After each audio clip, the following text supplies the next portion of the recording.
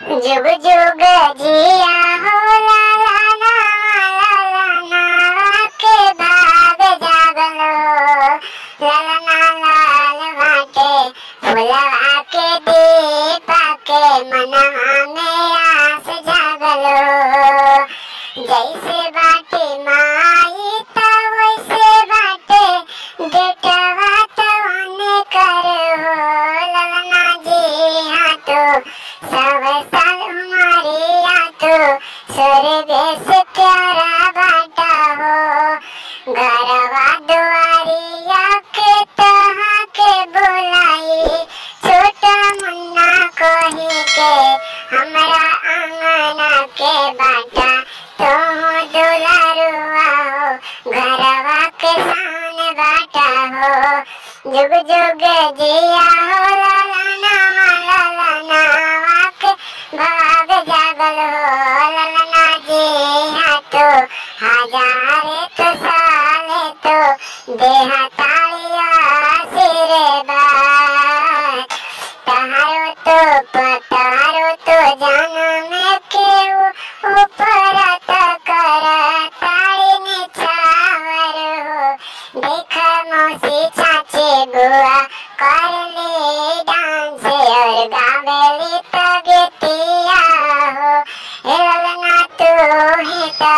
जे हजार साल तो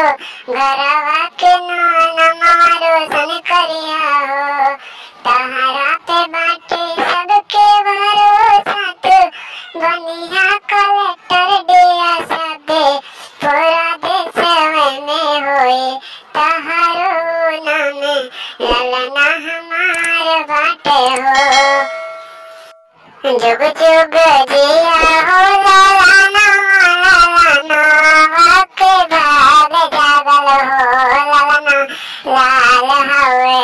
फुलवा के दीपा के मनवा में आस लागल हो देखा बजावेली बुआ बाजा तो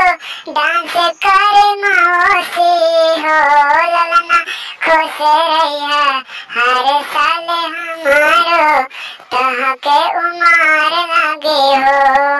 पूरा गाँव समाज के खियाइब सबके बताइब हो हमारा ना तो चांद के सूरजवा से बाटे त प्यारा